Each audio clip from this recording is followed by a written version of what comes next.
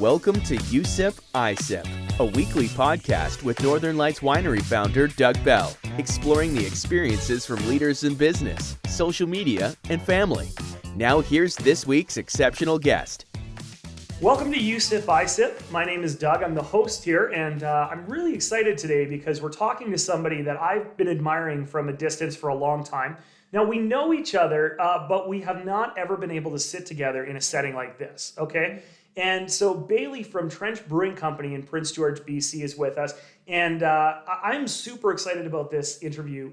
Number one, because I've been wondering for a while how in the world you got your staff to soak you with beer on Tik Tok and why you allowed that to happen. So I'm hoping that you're going to tell us a little bit more about that a little later on today.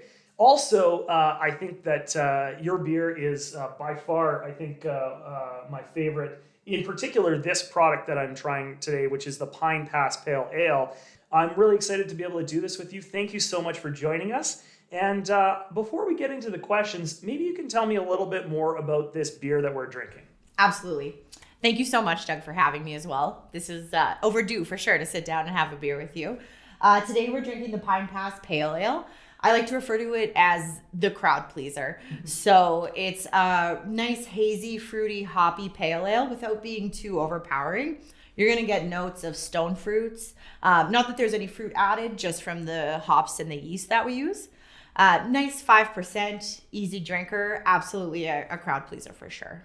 That's awesome. And I want to hear more about your beers later on. But before we get into that, I really want to hear more about you, like your personal story, because I think that it's really interesting. And also, I think that a lot of people who might be listening right now are interested in understanding, like, what makes someone tick? Like, what makes someone go from where they were to designing and building and being an entrepreneur of a venture that actually means so much to the city? And so maybe you can tell us a little bit back, like transport us back in time and tell us more about what got you started and where you came from. Yeah, for sure. So I am not a Prince George resident forever. Sorry. And so I'm not born in Prince George. I'm not from here. Yeah. I moved to BC about 11 years ago. I followed my husband out here. I'm actually from Saskatchewan. Mm-hmm. So I'm still in awe of all the beautiful nature here in the mountains. Every time we drive through the mountains, my husband's like, stop taking photos. You're not a tourist anymore. But yeah, so like I said, I'm from Saskatchewan. I've been in the hospitality background most of my adult life. I started serving, I think I was 17 years old. I've usually worked multiple jobs most of my life, serving being one of them. So I've always kept my toe in the service industry. Always enjoyed it, had fun. Moved to British Columbia, Prince George, kind of on a whim. Like I said, I was following my now husband. We met in Edmonton and ended up moving here. I applied for my first job on Skype here. I hadn't actually been to Prince George before I decided to move. So it was a bit of a leap of faith, but it's been amazing. And I'm so happy that this is where we get to call home. That's awesome. No, yeah. Where was this first job? The first job, I worked at Telus. And it was funny because I'm from a town called Prince Albert. Yeah. But we're in Prince George, so everyone just thought I was applying for the jobs that I thought were in Saskatchewan. Yeah. So I had a ton of people be like, "Sorry, this is in BC," and I know, I'm trying to move. But yeah, I did a Skype interview, and then I flew out for a second interview. That was my first time here. Yeah. And the rest is kind of history. So Saskatchewan. Now, I mean, I have been there, but I don't know anything about it. But the one thing I know about it is that kind of wild fruit seems to be like really a big thing there. And yeah. I mean, in particular, we have lots of people who call us that are looking for our Saskatoon wines at Northern Lights Winery. But so is this true? And is maybe this been a big influence? Because I know like we have this wild berry product that you make back here. Is this a big influence on your life and maybe on why you've built some of your products? To be honest, fruit wine is actually something I'm familiar with because, like you mentioned, it's very abundant. Like there's lots of fruit in Saskatchewan, pretty difficult to grow grapes. And so we have at least one fruit winery that's pretty close to where I grew up. So definitely something we've been familiar with. I don't know that it's necessarily influenced these as much. When we chose like the wild berry and we have a peach rosemary, we did key lime. We were more interested in experimenting with natural fruit flavors. And you know, kind of adding a twist to it. So sometimes with like, instead of just a raspberry, or instead like a mixture with the wild berry, or you know, the peach, and then adding a herb to it, right? Something different there. And then as far as the beer goes, you know, we have for example, our sour, we change the fruit every time. So it's more so, I think, about experimenting. And that's one of the best parts about craft beer is that, and people who enjoy craft beer, we do find our favorites. We love it. We have our standards, but everyone's so open to trying new stuff, and everyone's excited to try what's new and next. And everyone comes to it with like an open mind, and it's just a very creative community. Yeah. So you get to have all these cool things, and you know, I would never have thought of putting those two flavors together until someone does, and you're like, this is amazing. Yeah, that's totally true. Okay, so you came to Prince George and you got a job at Telus. I did, yeah. So what happened next? So I really enjoyed my time at Telus. It's very daunting to move 2 provinces away. I did know of some people, but really just a whole brand new community, brand new everything. So it was great working at Telus because I got to meet people, a lot of people, very quickly. And so I started in the call center, and I really enjoyed that. Got to know a lot of great people. Within the call center, I started to take on some more responsibility. And that's another really cool thing about Telus, is that they like to train from within, and they support that. So within a year or so, I began to teach sales programs to other agents. For a while, I was teaching a public speaking course, like a Telus public speaking course, which was lots of fun. And I really realized that I did have more ambitions, I guess, right? I really enjoyed my job and the people that I worked with. I started to do acting management and stuff. And like I said, Telus is so great because there's so many opportunities within an existing organization. Yeah. And they'll support you through that. Absolutely. So that was kind of part of my journey. I realized I was looking for a little bit more. Got to try my hand at a few different things. Realized I do really enjoy like public speaking and stuff like that. You're clearly good at it. And you know, it's kind of funny because, I mean, clearly your first experience getting actual education in that was there. Yeah. It's interesting because some people are natural speakers and you can just tell because it comes off their tongue. I wanted to just go back one more quick second because I think that a lot of our listeners are really intrigued because when you move to a new town, especially 2 provinces over, that's got to be very stressful. And I didn't really hear, like, what brought you to Prince George and what did you think when you got here? Because I think that's it's really interesting to kind of learn. Throughout my, not really like my early 20s, I had met a lot of people from Prince George. I was living in Alberta, and a lot of people moved to Alberta for work and kind of go back and forth. So I was exposed to a lot of people from Prince George. So it had already been, you know, communicated to me in a positive light. I knew a lot of people that I already liked from here. Not necessarily that they were here, but everyone I had met from Prince George, I really enjoyed. They were very warm and welcoming. I had traveled a bit before, so I was always up for another adventure. So I was excited. I always kind of joke that I aimed for Vancouver and missed by about 8 hours. But I was very excited to, you know, move to a new province within our country, and especially one that I'd had such like positive feedback about. So I flew in for my interview. I did my interview. I got the job, and then I think maybe 3 weeks, a month later, we drove out. The drive out was really interesting. I'm kind of a nervous Nelly driving, and especially being from Saskatchewan, from my house to Edmonton is 2 lefts. You know, there's there's no turns. It's a pretty basic drive. So we were driving out, and for local listeners, the section of the highway from McBride to Prince George can be a little hairy in the winter. I moved out on the 1st, actually January 1st, so I always remember my moving anniversary. And Jesse was driving, and he's just unfazed. It's blizzarding, you know, the road is this, it's super narrow, and every twist and turn, and I had golf ball eyes for the first hour, and then I just put my head down. So that was an interesting impression. I was like, okay, I am out west now, which was great. You're in the north, and I think you touched on something that's really interesting, and that's that you felt like you were moving to the big city, coming to Prince George, coming from a small city, and there's tons of smaller centers around the north. Prince George here, I think for many people maybe listening in the southern portions of British Columbia and across Canada, may believe that Prince George is actually the most northern place you could get. Not at all. We're actually right in the middle of the province, and so we have such an opportunity to explore and get all of the urban amenities, but we really have that small town vibe because the people here are so nice and welcoming, and they bring into the community. Did you have any experiences with the people who were living here or the town that kind of made it feel like home for the first time?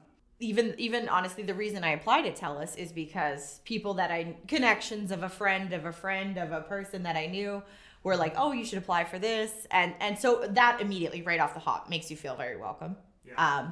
And just like kind of a tied down, right? So that was great. Everyone was so helpful when we first moved here.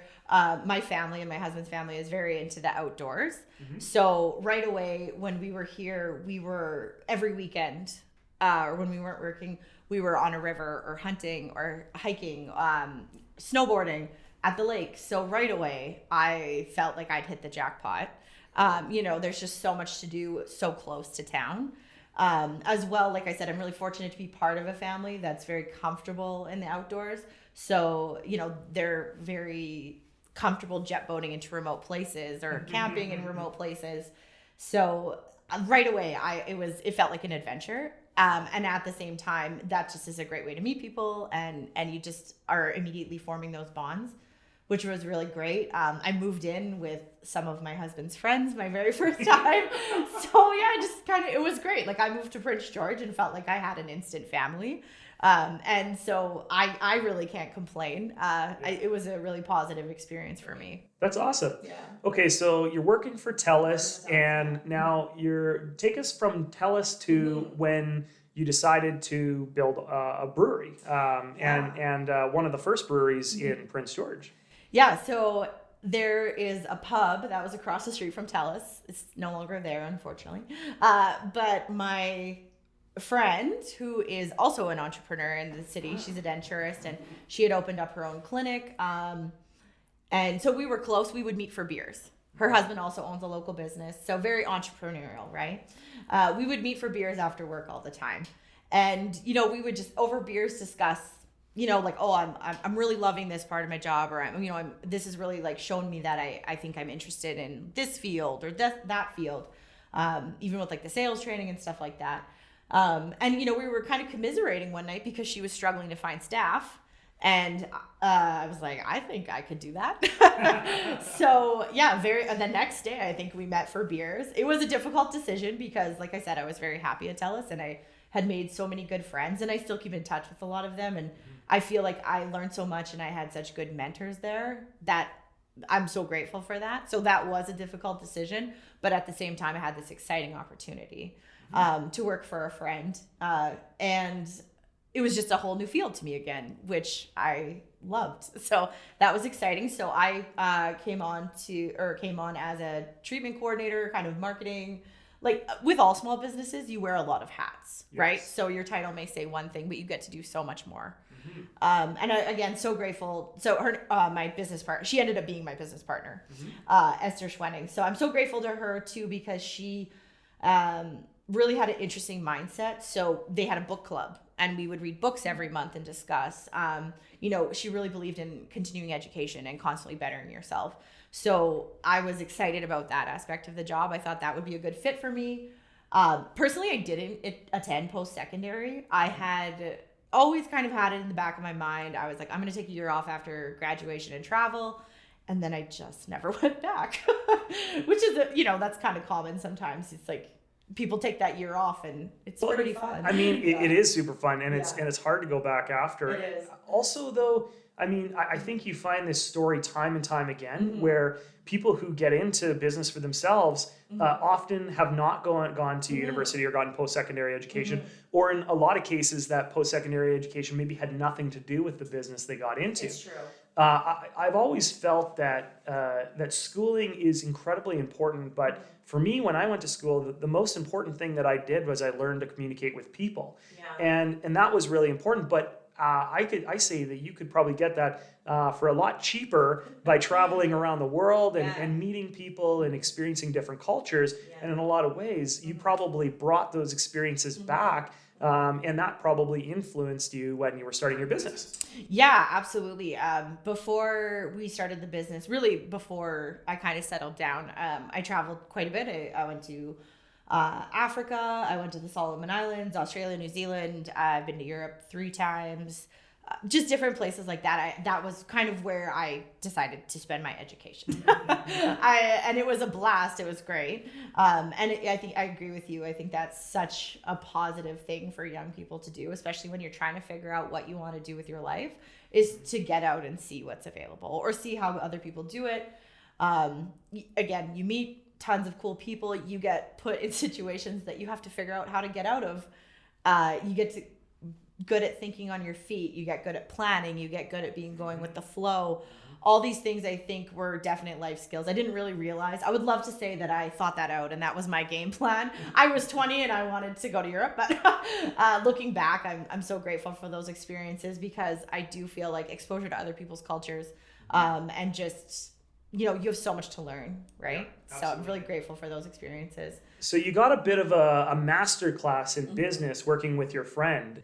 Definitely. I was so grateful to Esther. She really, that's something that she holds very high in her esteem, and she makes sure that her whole team gets the benefit of that as well. So I began working for her around this time. It was a very transitionary time in my life. My father passed away, so I was gone for a while. My husband used to own his own business in Alberta for about 10 years. So he was kind of getting to the point, once he had moved back to BC, he's been working in a union environment, which he loved, but he was getting that itch to kind of do the entrepreneurial thing again.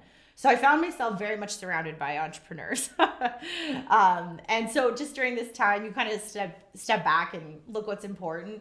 And right around that time, part of Esther and the clinic, we went to a Tony Robbins conference, and it was all on businesses.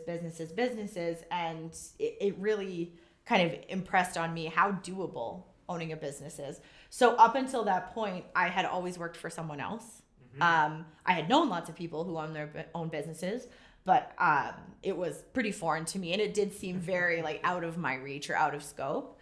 But yeah, life changes and things change. And so what we kind of found ourselves in is, me and my husband, when we would go to Vancouver and our friends, all we wanted to do was hit the microbreweries. It was so fun, right? You'd go try, different, you get flights here and you go there. And this was 10 or 12 years ago. And so every time we went to Vancouver, that's what we would do. We'd go to a new city. We had to hit the brewery.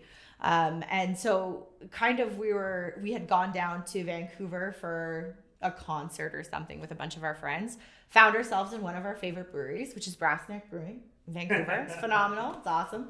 I owe these guys. That's where we decided to have to go and check it out. Yeah. And we were sitting there and we were and at this point, in our municipality, we didn't have any craft breweries at the time. There was some rumblings that maybe some were opening, but at the time we had none. And we just thought to ourselves, we could do this, and it was funny because Jesse said, I've ran a business. Him and his family, his brothers, owned a fabricating business. And so he had, the business acumen. And I said, well, I've been serving for 10 years at this point, right? And like I mentioned, due to my current employer, I had so much exposure to other business owners, courses about owning businesses and running businesses. And with my background in the service industry, we kind of just looked at each other and thought, we could do this. There's nothing in Prince George like this right now. And we would both feel very fulfilled by it. It was an exciting new adventure. So we were kind of thinking about that for a while. And then we came back to Prince George and started chatting with also Esther and Craig are my business partners. They've been lifelong friends of my husband's, so we've all been hanging out for a long time. And so we thought, yeah, we're throwing around this idea, and they were like, we've kind of been throwing around that idea as well. Craig also was like a pretty avid home brewer. Jess was into, getting into home brewing and stuff like that as well. So we sat down over beers again. That's a the trend. theme. Yeah, You're going to notice sure. the theme. Yeah, for sure. And sat down over beers and, started looking at the numbers and very optimistically and probably a little bit naive, absolutely, and thought we can do this and this will be fun. So we started putting together a business plan and sent in the incorporation documents, and it was real.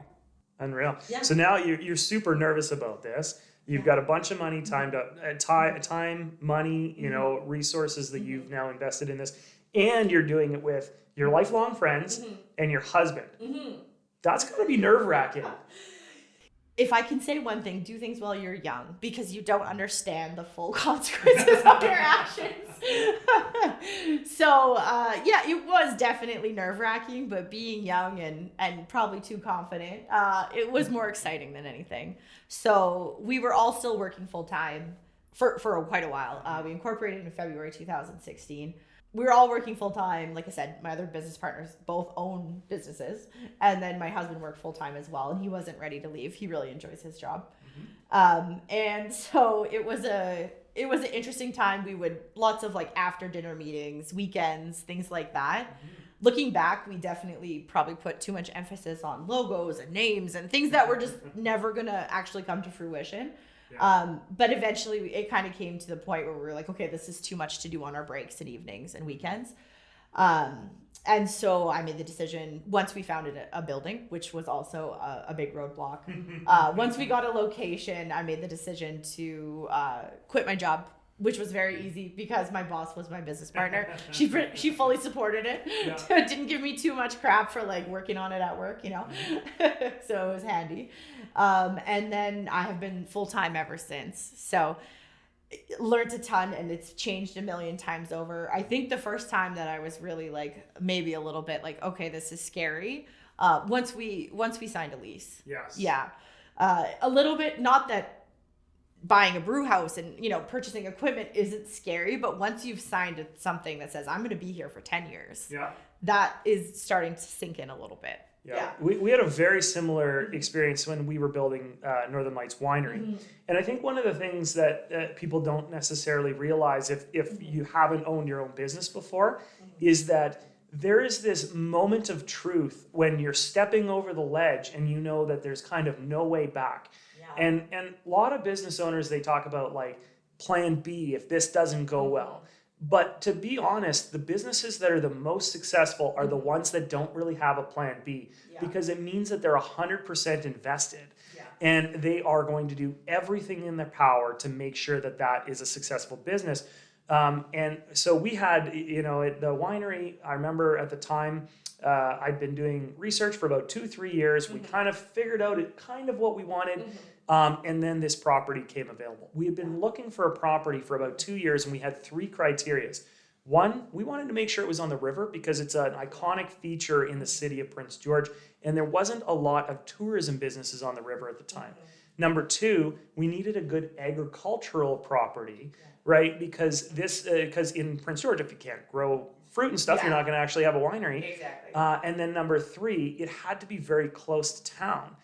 Because in Prince George, like you were talking about, even though we're an urban center, people aren't willing to drive more than about 5 or 10 minutes.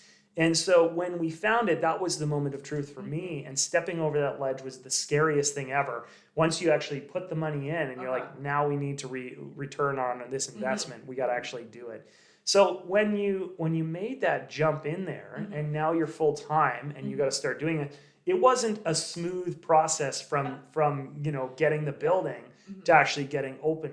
Tell me a little bit about some of the challenges, and maybe there's like some funny story that you had involved there too. Yeah, for sure. So for people who aren't from Prince George, we chose a location that is definitely in the industrial section. The building's a little bit older.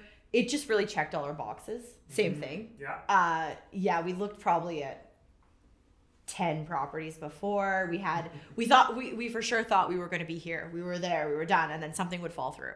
Yeah. So it was very disheartening. But then once we finally found our space, I was so grateful all those other properties fell through, because this is the one, right?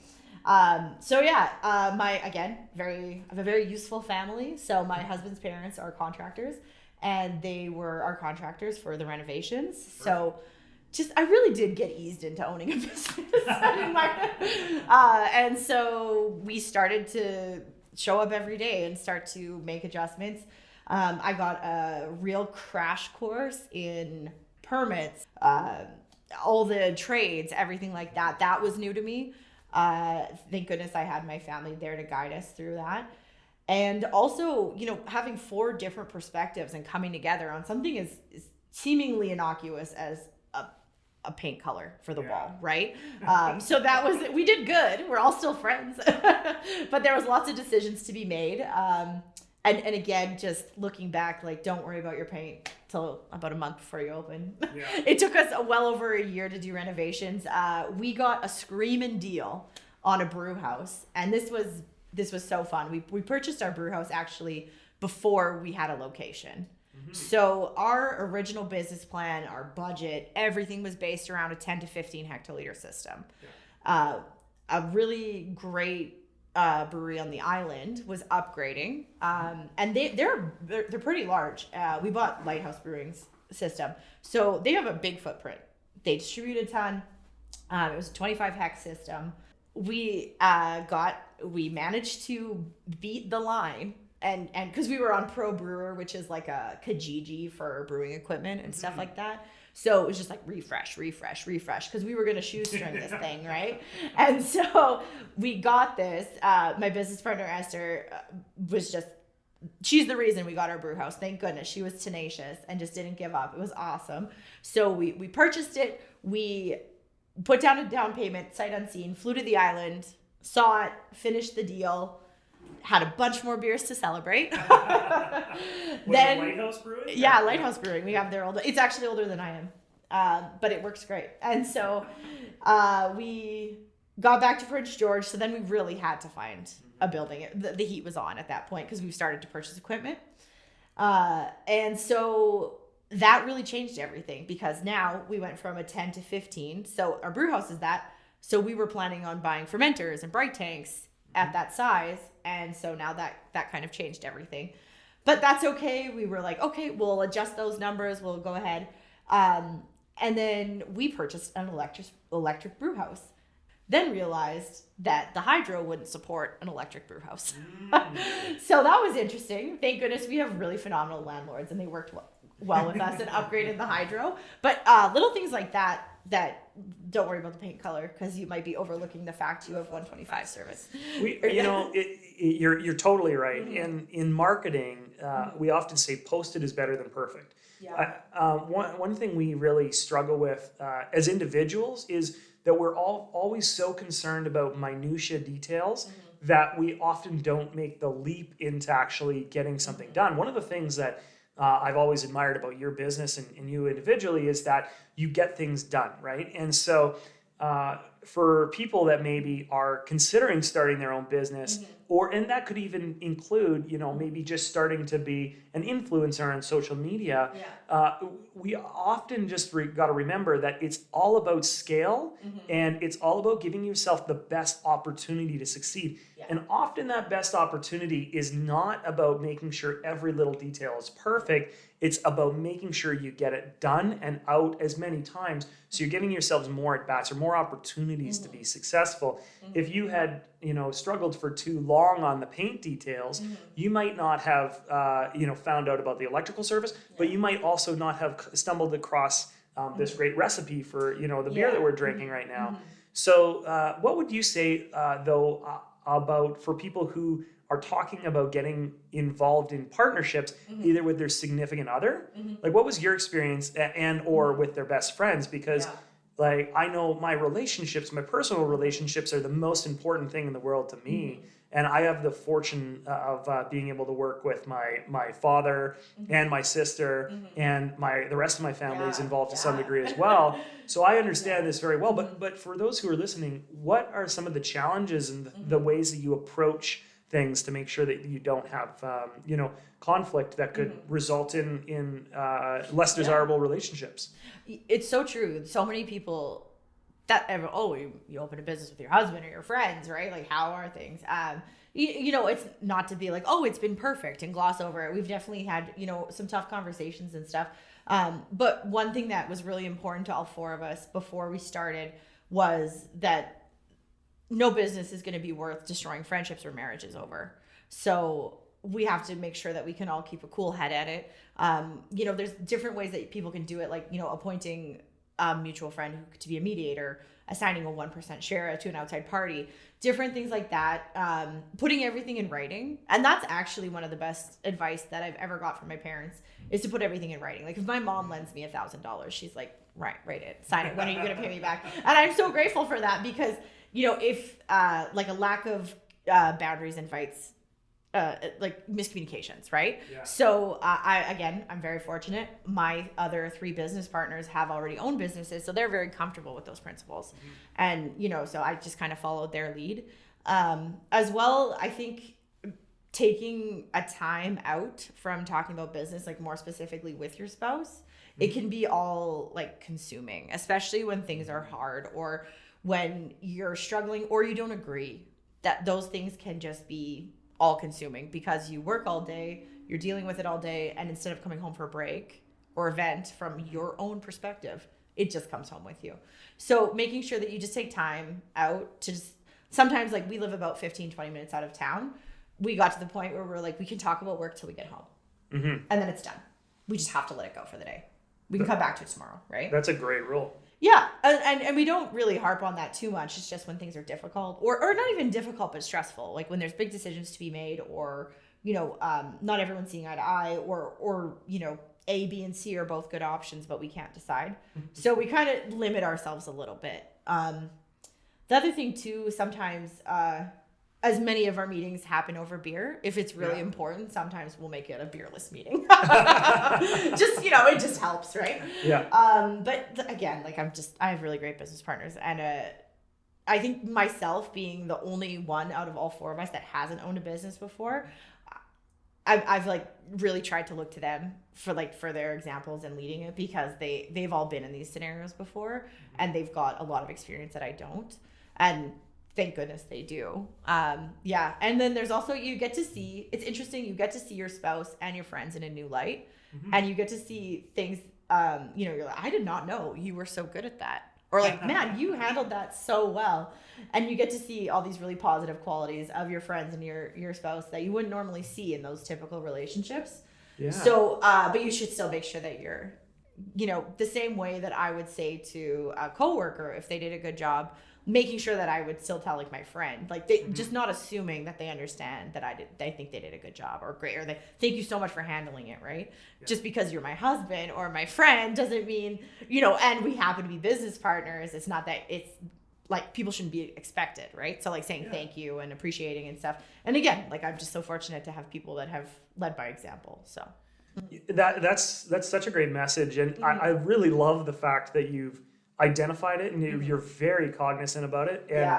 And one thing you mentioned that is really impactful for me is celebration of successes, and making sure that you recognize when one of your, whether it's your spouse or your business partners who are your friends, are doing something that is meaningful to the business and to you, because often we kind of glide by that, because in personal relationships we don't feel that formalized need always to celebrate, because your success is my success and my success is your success. Exactly. Whether my wife gets has a success in her career or her job set, or with our family, it's celebrated and it's everybody's success. But giving that individual recognition must be really impactful, and they probably do similar things for you too. Oh, for sure. And especially because everyone works more than full-time. Just want to throw that out there. Everyone works their full-time job and then works another full-time job at Trench, all four. But myself just being there all the time as well, I do find myself in scenarios where I have to make decisions and I have to think about what decision would best represent the four owners, not just myself. So that's been a blessing because that is so stressful to make all those decisions all on your own. But at the same time, it is also a responsibility because I have to make sure if I'm going to make a decision for everyone, we're in communication enough that I know what they would say.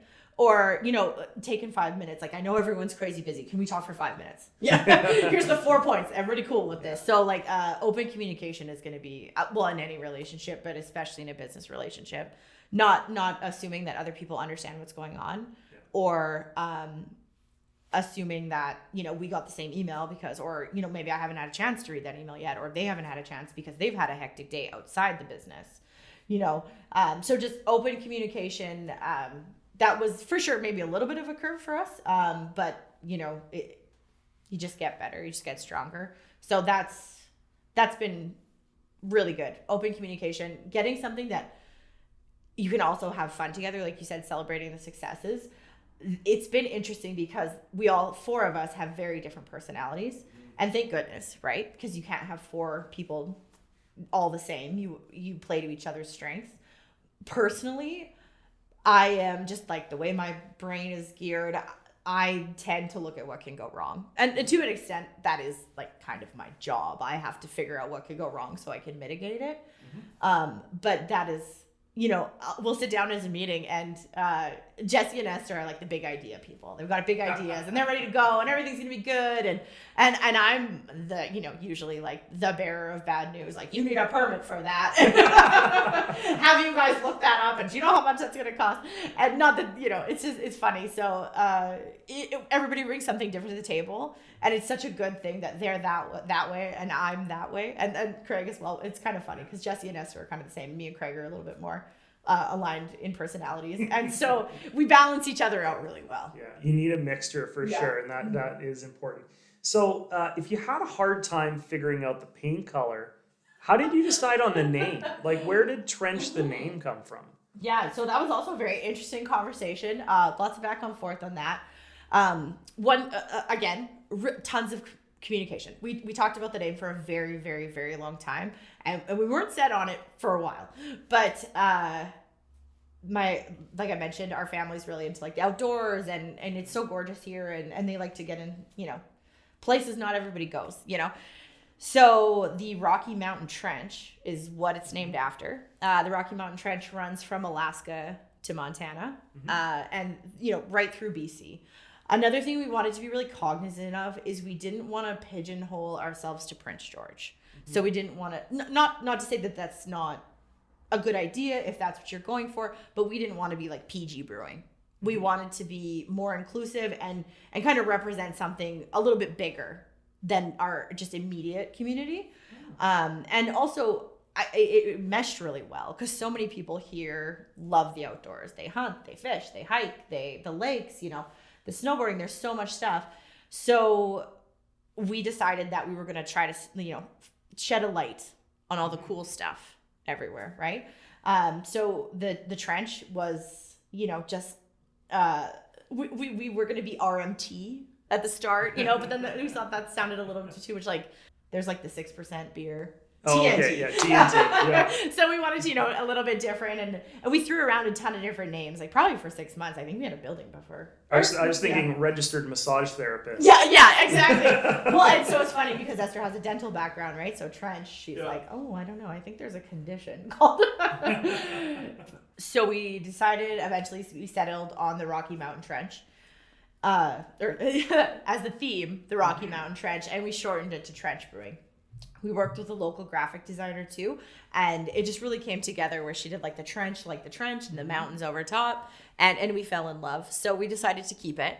And it is probably one of the things we get asked the most about Why would you name it Trench?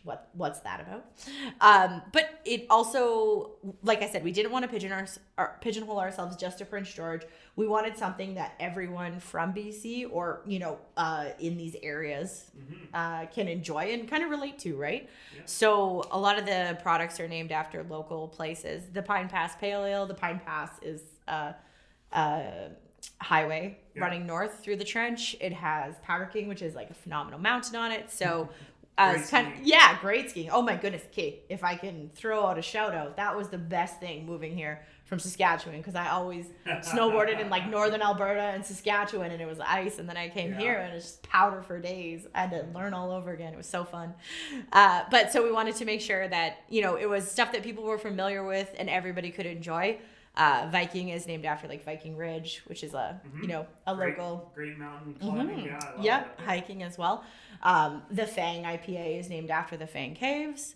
And everybody has a little bit of a personal connection to these. Whether you are an outdoor enthusiast or not, most people have driven the Pine Pass. Yeah.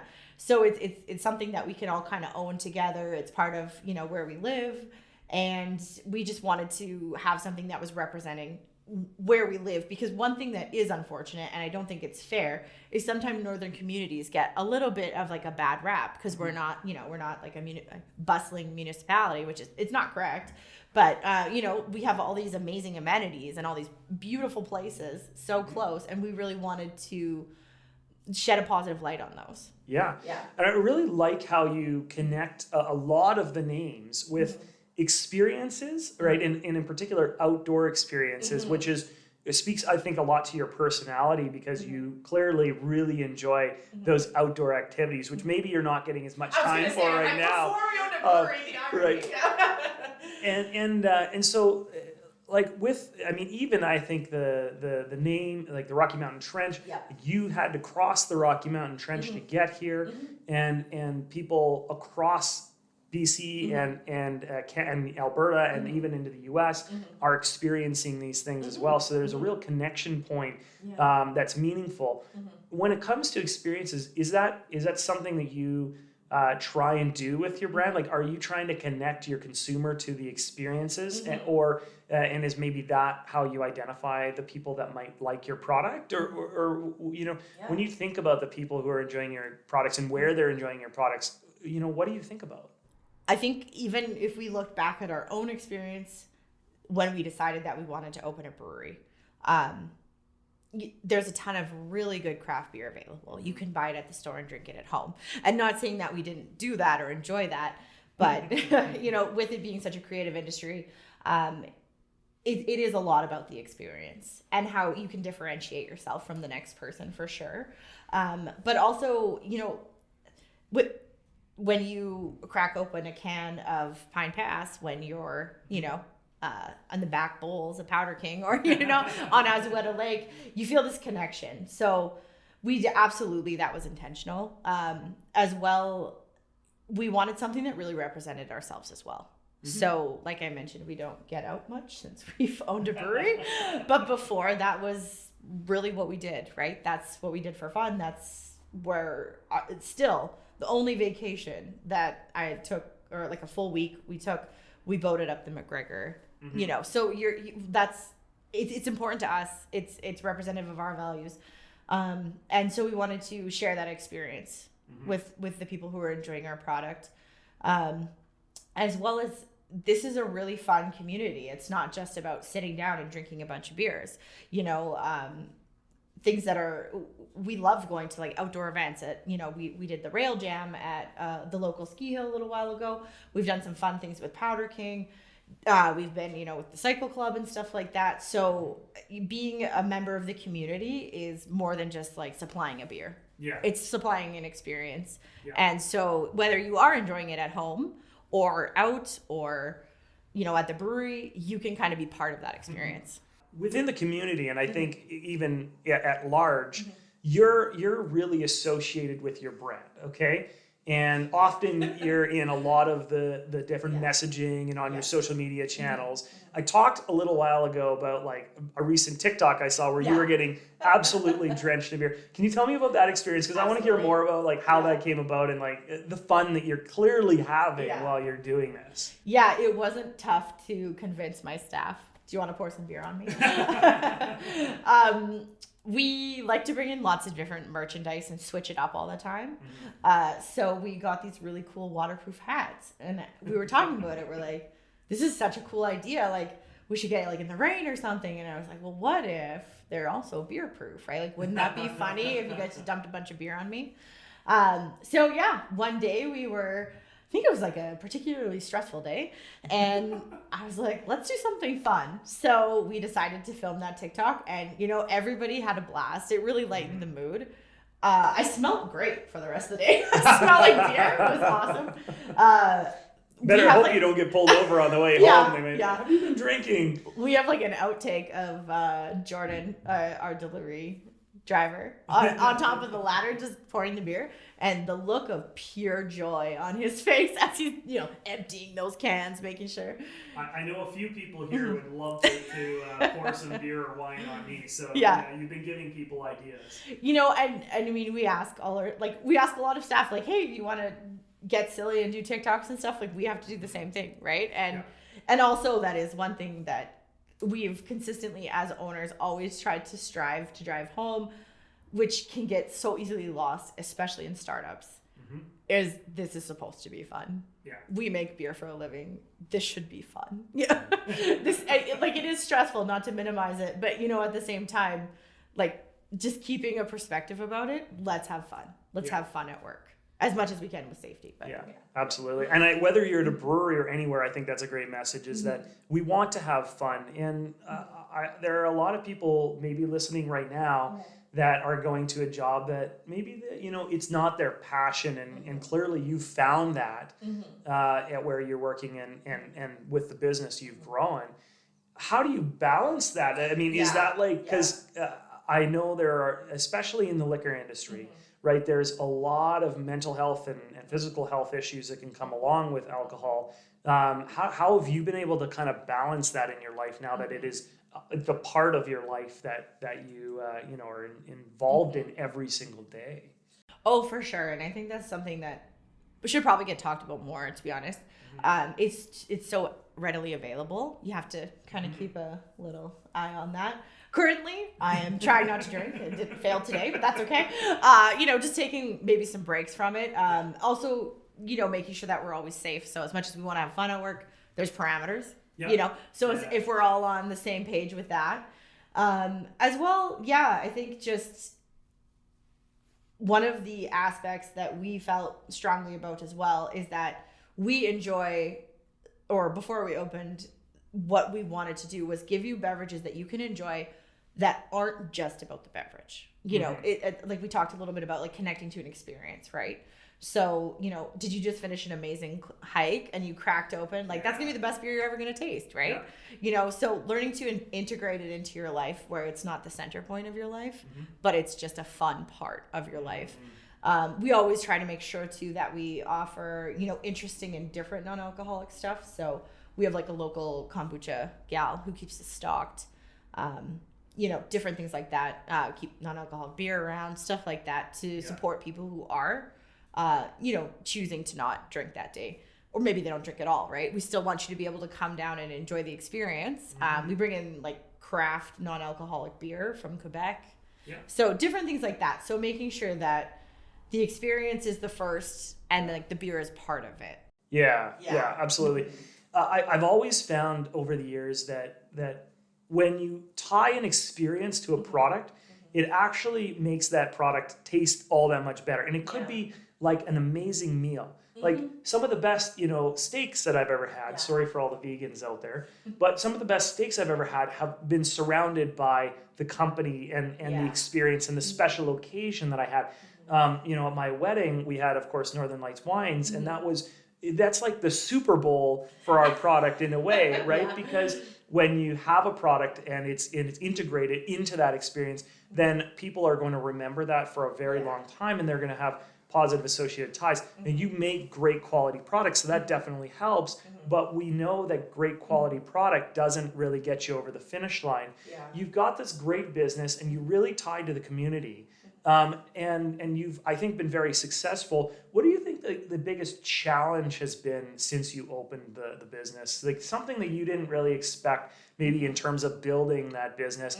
Maybe there was some fun or difficult experiences you had with like bottling or something like that. Oh, so we have a fun story. The wild berry seltzer. It does have real fruit in it. So there is sugar content in it. It's not a extract. So we finished a canning day, and we usually end up with quite a bit. We have big batches. So one batch was stacked about 10 flats high and saran wrapped for dear life because it had to get moved on a forklift. And if you know anything about where trench is, we don't have paved streets. So it was wrapped up. And in the process, we also have like an offsite storage. So I'm not sure if it happened there or on the way there. The second from the top row was damaged. So it could have hit a wall, the forklift could have hit it, like just a million things could have happened, right? Sliced through the bottom of a can, which then soaked the entire flat. And because we had just done a batch, so, we had one pallet in house and we were starting to pull from that. This one went to storage. So it soaked through the flat. And because there's actually like sugar and alcohol in it, it corroded the bottom of the cans, Oh my goodness. which then burst onto the next level, onto the next level, onto the next level. It was also wrapped so tightly, like it couldn't dry out, right? Oh yeah. So we brought it back and we're like, these look weird.